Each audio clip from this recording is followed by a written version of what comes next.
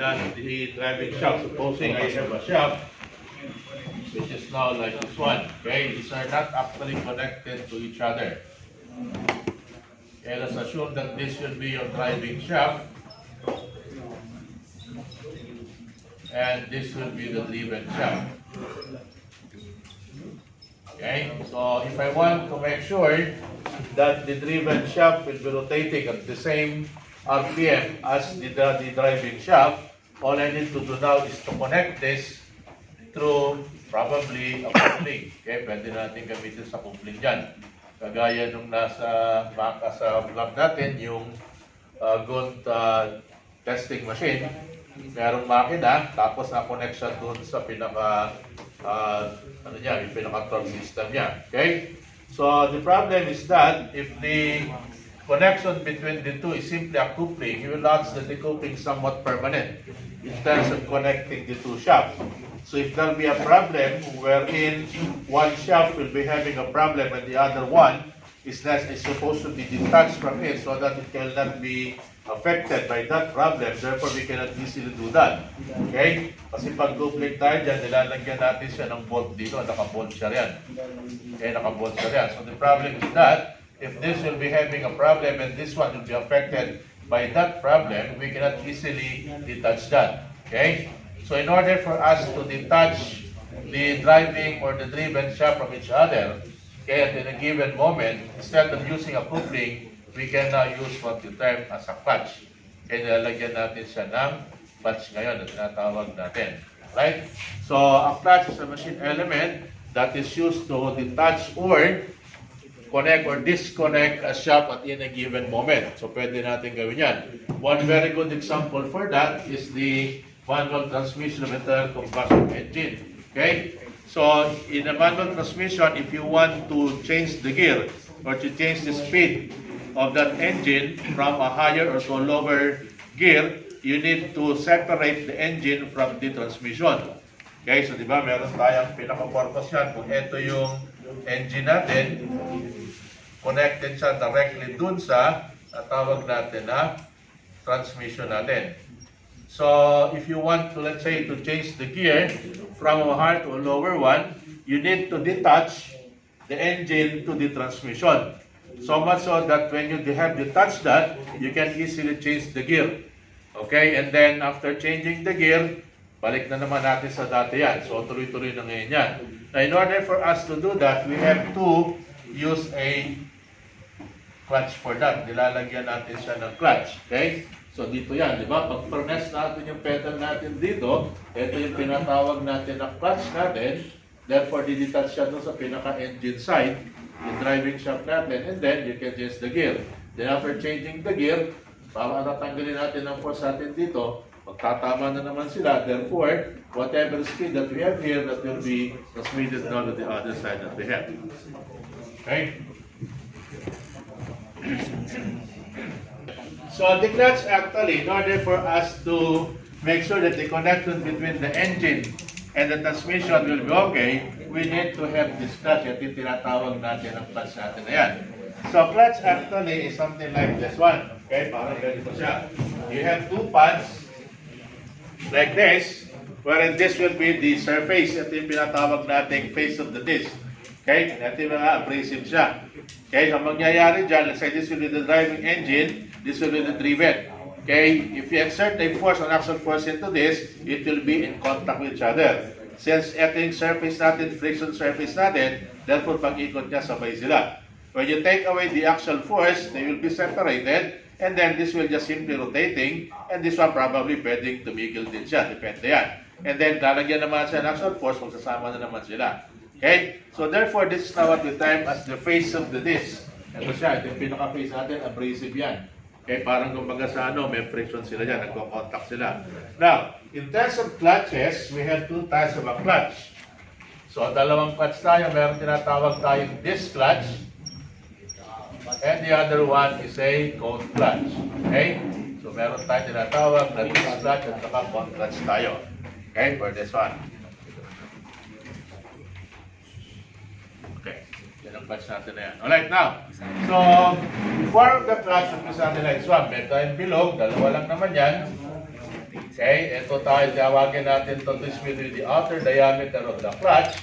Tawagin natin so D1, and this will be equivalent to other D sub 2. So this will be the outside, okay, diameter of the clutch, and this will be the inside diameter of the clutch. Now this one is now the, tawag natin, the face of the disc. Okay, halo siya. Okay, so yan ang pinaka-abrasive natin na yan. Alright, now, so since friction siya, we have to consider now two particular conditions for this one.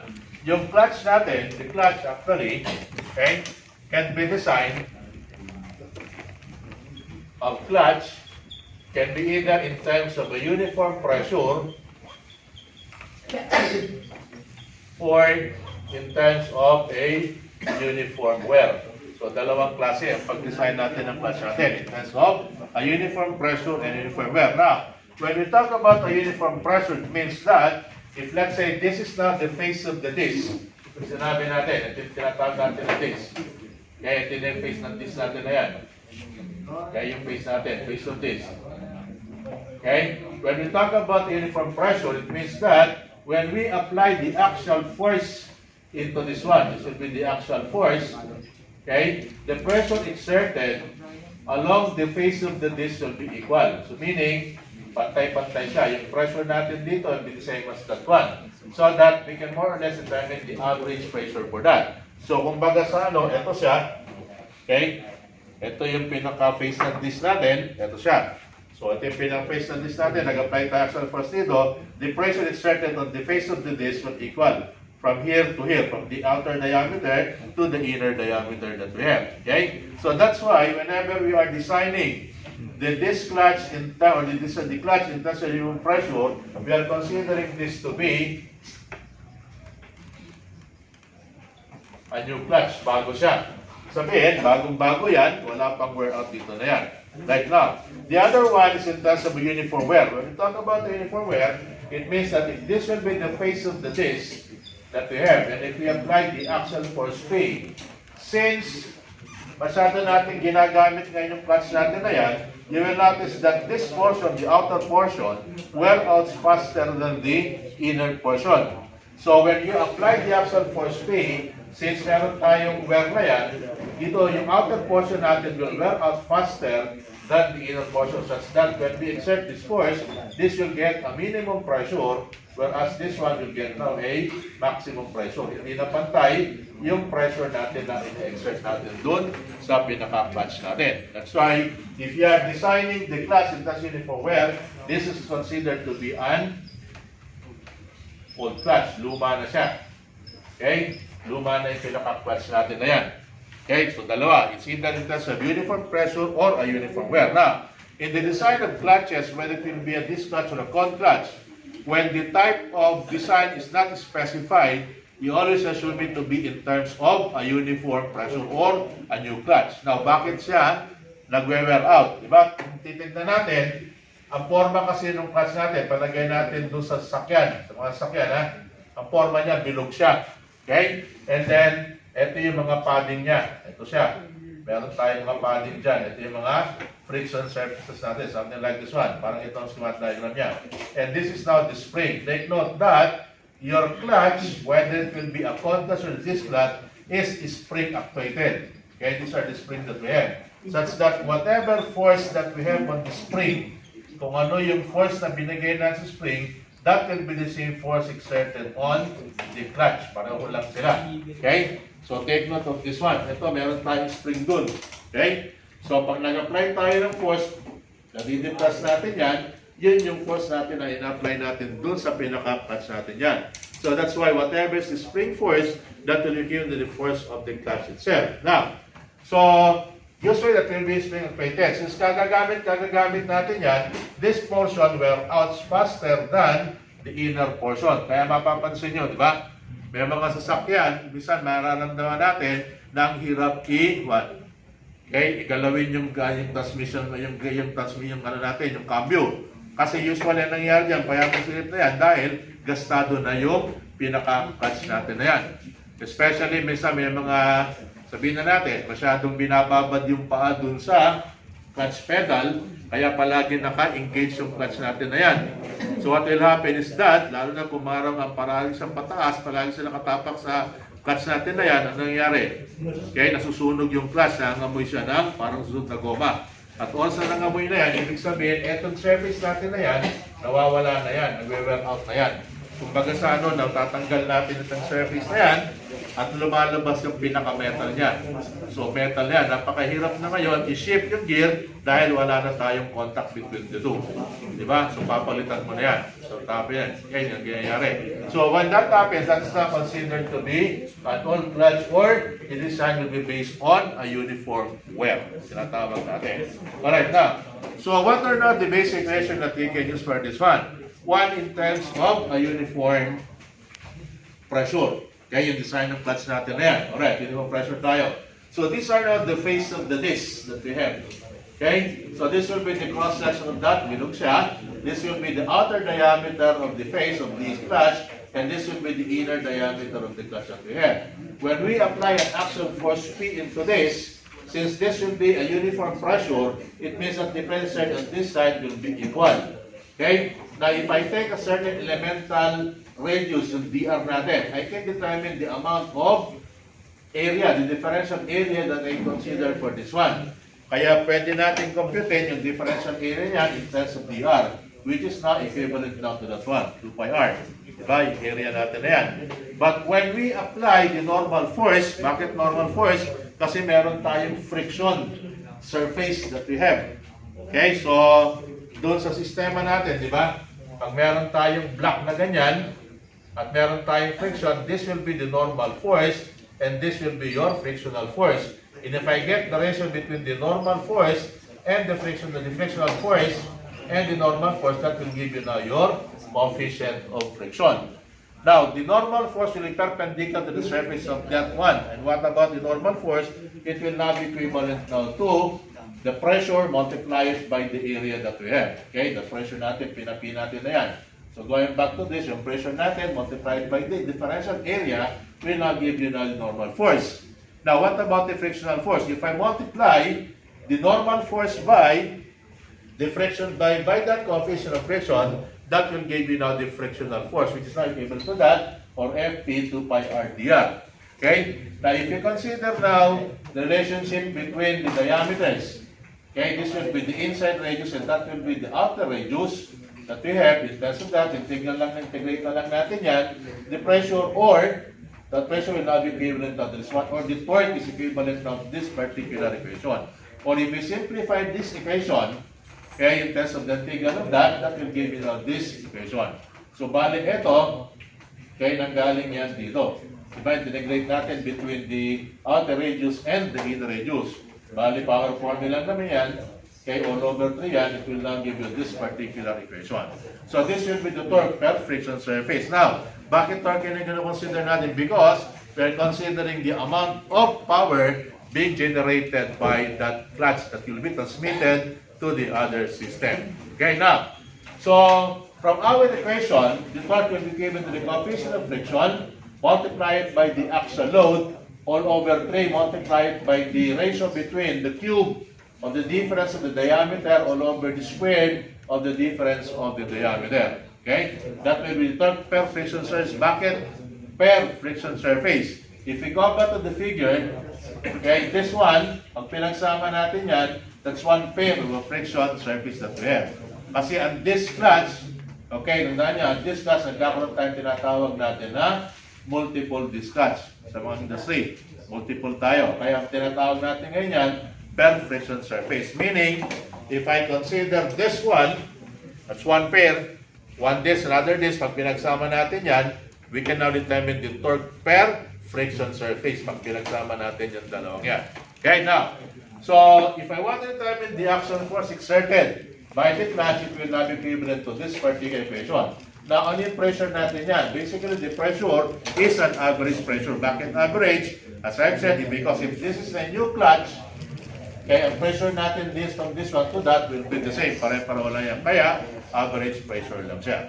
Okay? So, this will be the torque per friction surface as well as the axial force on the clutch that we have. Now, But what about if we have now a uniform wear? In the uniform wear, take note, as I've said, the pressure exerted will not be the same because the outer portion will wear out faster than the inner portion. That's why when you exert an action for speed, okay, the pressure exerted will not be the same from the outer portion to the inner portion. The outer portion will be getting now a minimum pressure, whereas the inner portion will be getting now the maximum pressure. Now, using the same principle as this one, okay, pareho pa rin yan, I can determine the equation for the torque required in terms of a uniform pressure. Ito naman siya, which is now equivalent now to that one. Okay? Kaya pag uniform pressure tayo, ito naman ang giging torque equation natin, which is now quite different from that one. Okay? Ito siya. And to compute for the axial force, it will give you now this particular equation. Ano yung C natin na yan? C actually is a constant wherein your C is equivalent to the product between the pressure multiplied by the radius. Now since, okay, we are using now a uniform wear, yung C natin yan can be equivalent now to depende sa pressure na binigay. Pag minimum pressure tayo, the corresponding radius for that will be equivalent now to the outer diameter. Okay? Pag ang C naman, pag binigay naman sa atin ay maximum pressure, okay, the corresponding radius for that will be the inner diameter that we have. So that's why this one changes. Depende na. Okay? So yung C natin yan will be dependent. Depende sa ibinigay na pressure sa atin. Kung minimum o kaya maximum. Okay? So pag minimum siya, correspondingly, ang radius niya is the outer. Pag maximum na niya siya, the corresponding radius for that is the inner diameter that we have. Okay? So those are the equations that we will be using in terms of your uniform or this clutch that we have. Now, so take note that whether you are basing it the uniform pressure, uniform wear, this torque will always be the torque per friction surface. Whereas this one, again, will be the torque per friction surface. Why is that? Because in a disc clutch, we can have now what we term as a multiple disc. Parang ganito siya. So sa mga industry, malalaking makina, ang ginagamit natin doon is a multiple disc clutch. Take note, okay? The red one, this one, these are the discs. That will be connected to the driving shaft, and the blue one are the discs connected to the driven shaft. So when you exert a force into the spring, yung dalawang yan magsasama. When you take away the load or the force here, maghihiwalay ngayon yung dalawang yan. One for the driving and one for the driven. Meaning ganito lang siya. Okay? So pag ito yung sa driving shaft natin, yung sa driven shaft, when you exert a force, magsasama yan. Okay? So parang ganito. Sama yung dalawang yan. Pero pag tinanggal natin yung axial force, maghihiwalay na naman sila. So that's why in a multiple disc clutch or multiple disc or a disc clutch that we have, we need to determine the total torque per friction surface, which is now this one. Okay? So yung total torque natin, torque per friction surface, multiplied by the number of pairs of friction surface in contact. Ano yun? Yung number of pairs of friction surface in contact. If we go back to the figure, ito siya. So this is one pair, another pair, another pair, and another pair, another pair. So kung gusto ko malaman yung total torque, I need to compute first this one, or probably that one, okay, and then multiply it by the number of pairs of friction surface in contact. Bibilangin lang natin yan, 1, 2, 3, 4, 5. So I have now 5 pairs of friction surface in contact. Yun ngayon yun, that will give you now the total torque. Now, how do you determine the total number of pairs of friction surface? You get the total number of friction surfaces, bilangin mo to, okay, that's the total number, and then mag-minus 1 ka. And that will give you now the number of pairs of friction surface in contact. Meaning, okay, so you count the number of discs on the driving shaft plus the number of discs on the driven shaft, and then pag na-total na natin yan, simply minus 1, that will give you now the number of pairs of friction surfaces in contact, which is that one. Okay? Now, the power will be dependent upon the total torque that we have. Or using the equation, 2 pi n over 1,100 kilowatt, that will give you now the power that we have. Right? So, these are the equations that we can use in terms of, okay, a multiple disc clutch. Ito forma niya. Okay? So, ito yung driving shaft na, driven shaft natin, ayun yung driving shaft natin. Para silang merong disc na tinatawag. Right now, so this is basically in terms of a multiple disc clutch. The other type of a clutch will be in terms of a cone clutch, which is this one. Paano naman ang cone clutch natin? Sa cone clutch, yan sa tinawag, ito yung the form of a cone, like that one. So parang ganito siya. Ito yung cone natin. Okay? So this one, like this one. So therefore, ito siya. Ganito ang forma niya. Okay? So this is the one. So let's say this will be the driving shaft. This will be your driven shaft. Ito yung driven natin. Okay? So, kung kanina, ito yung friction surface natin. This time, in a cone clutch, this will be the friction surface. At dito na ngayon tayo. Ito na yung tinatawag natin na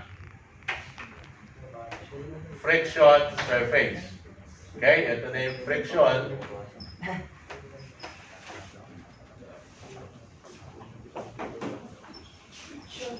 surface natin. Right? So, una, kung hindi sila magkadikit, magkaiwala yan. Then after that, we exert an axial force into this. Therefore, magsasama. Dito mga ito contact ngayon dyan.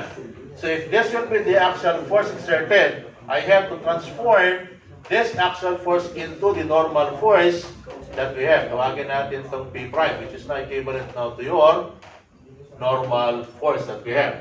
So, dito naman tayo.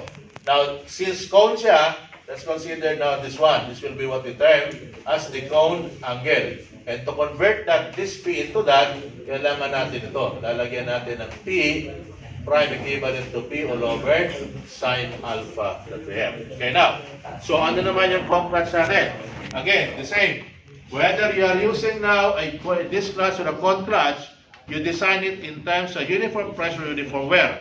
So, pag cone clutch tayo, ito yung ginagamit natin na equation. Okay? Ito yung cone. So, ito yung axial force. This will be the normal force, and this will be what we term as the cone angle alpha. Now, notice that the equation for that will be this one. Kung titignan natin to, this equation is similar to this one. Okay? Except that I have to include what? Yung tatawag natin na cone angle. Meron tayong sine alpha. Kaya madaling tindihin yan. Tatandaan yan. Okay? So the torque is equivalent to the coefficient of friction, the axial force all over 3 sine alpha, the cube, all over the square of the diameter. Get the ratio for that. That will give you now the torque that we have. Okay? Now, so it means that if you are using uniform pressure, the pressure exerted from here to here will be the same. Pare-pareho lang yan. But in case it is not uniform wear, again, gano'n na naman. Okay? Pag uniform wear, this portion wear out faster than the inner portion. So I'll be having this. Ito kayong minimum, ito maximum, and this will be the equation for the torque requirement in determining the torque per friction surface. Okay, now, so ano ngayon yung axial force natin? If you are using a cone clutch, paano natin computing the axial force? The same equation as we are using in terms of this one. Para lang. Ito lang nagbago, ito yung ginagamit sa equation. Okay, pag meron naman tayong disc clutch, o yung sabi uniform wear, same equation. Okay, this is the equation for the torque. But what about the axial force? It will be, again, this one. Pareho lang. Okay, so nagbago lang dyan yung pinaka-torque requirement natin. Okay, now, if in a multiple disc clutch, we have now a total torque. Pagdating natin sa cone clutch, wala na tayong total torque. Whatever torque that we have here, this will only be equivalent now to your total torque. Okay? Sa cone clutch, wala tayong multiple cone clutch. Isa lang siya. Okay? Isa lang yan. Wala tinatawag na multiple cone clutch. Meron lang tayong isa lang. Pag cone siya, ha? Kaya pag cone clutch tayo, ang torque natin dito is equivalent now to the total torque. Okay? Pag meron tayong cone clutch that we have. Okay?